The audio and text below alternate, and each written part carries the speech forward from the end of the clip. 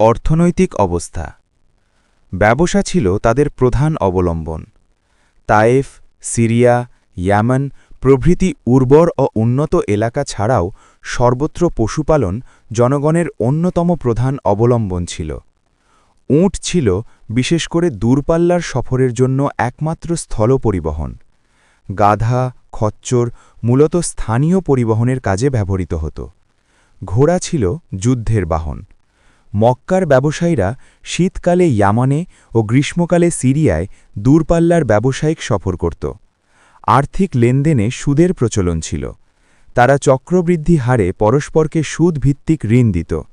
রাস্তাঘাটে প্রায়ই ব্যবসায়ী কাফেলা লুট হতো। সেজন্য সশস্ত্র যোদ্ধাদল নিয়ে তারা রওনা হতো। তবে কাবাগৃহের খাদেম হওয়ার সুবাদে মক্কার ব্যবসায়ী কাফেলা বিশেষভাবে সম্মানিত ছিল এবং সর্বত্র নিরাপদ থাকত। বছরের ৮ মাস লুটতরাজের ভয় থাকলেও হারামের ৪ মাসে তারা নিশ্চিন্তে ব্যবসা করত। এই সময় ওকাজ, জুল মাজাজ, জুল মাজান্নাহ প্রভৃতি বড় বড় বাজারে বাণিজ্য মেলা ছাড়াও আরবের বিভিন্ন প্রান্তে আরও অনেক বড় বড় মেলা বসত। এই সব বাণিজ্য মেলায় প্রচুর বেচাকেনার মাধ্যমে ব্যবসায়ীরা লাভবান হতো। তাদের মধ্যে বস্ত্র, চর্ম ও ধাতব শিল্পের প্রচলন ছিল। ইয়ামান, হীরা, সিরিয়া প্রভৃতি অঞ্চল এই সব শিল্পে সমৃদ্ধ ছিল। তবে গৃহের আঙিনায় বসে সুতা কাটার কাজে অধিকাংশ আরব মহিলা নিয়োজিত থাকতেন। কোনো কোনো এলাকায় কৃষিকাজ হতো। ছোলা, ভুট্টা, জব ও আঙুরের চাষ হতো। মক্কা মদিনায় গমের আবাদ ছিল না। মুয়াবিয়া রাদিয়াল্লাহু আনহুয়ের খেলাফতকালে প্রথম সিরিয়া থেকে মদিনায় গম রপ্তানি হয়। খেজুর বাগান ব্যাপক হারে দেখা যেত। খেজুর ছিল তাদের অন্যতম প্রধান উপজীবিকা। তাদের কোনো গোত্রীয় অর্থনৈতিক ফান্ড ছিল না।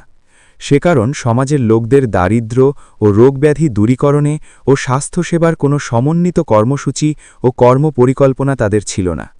ফলে পারস্পরিক দান ও বদান্যতার উপরেই তাদের নির্ভর করতে হতো। নিখাদ পুঁজিবাদী অর্থনীতি চালু ছিল, যার ফলে সমাজে একদল উচ্চবিত্ত থাকলেও অধিকাংশ লোক ছিল বিত্তহীন। সাধারণ অবস্থা ছিল এই যে আরবদের সহায় সম্পদ তাদের জীবনমান উন্নয়নে ব্যয়িত না হয়ে সিংহভাগই ব্যয়িত হতো যুদ্ধবিগ্রহের পেছনে। ফলে ক্ষুধা ও দারিদ্র্য ছিল তাদের নিত্যসঙ্গী। আরবীয় সমাজে উচ্চবিত্ত লোকদের মধ্যে মদ, জুয়া ইত্যাদির ব্যাপক প্রচলন ছিল।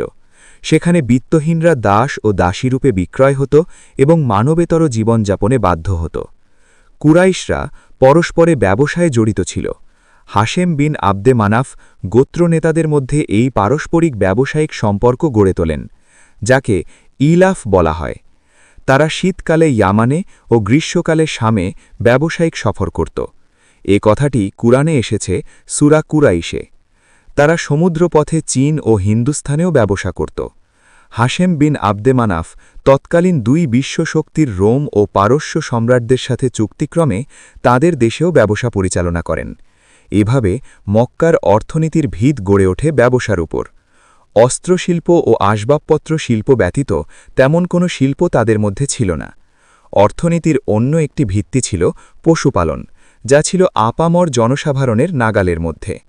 ব্যবসায়ী নেতারা সুদের ভিত্তিতে ঋণ দান করত। ফলে সেখানে ধনী ও গরিবের মধ্যে পাহাড় প্রমাণ বৈষম্য সৃষ্টি হয়। মুষ্টিমেয় ধনিক শ্রেণী বিলাস বাসনের মধ্যে বসবাস করলেও মক্কায় অধিকাংশ অধিবাসী ছিল নিম্নবিত্ত বা বিত্তহীন।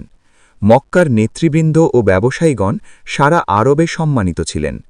কাবাগৃহের কারণে তাদের মর্যাদা সর্বত্র সুপ্রতিষ্ঠিত ছিল।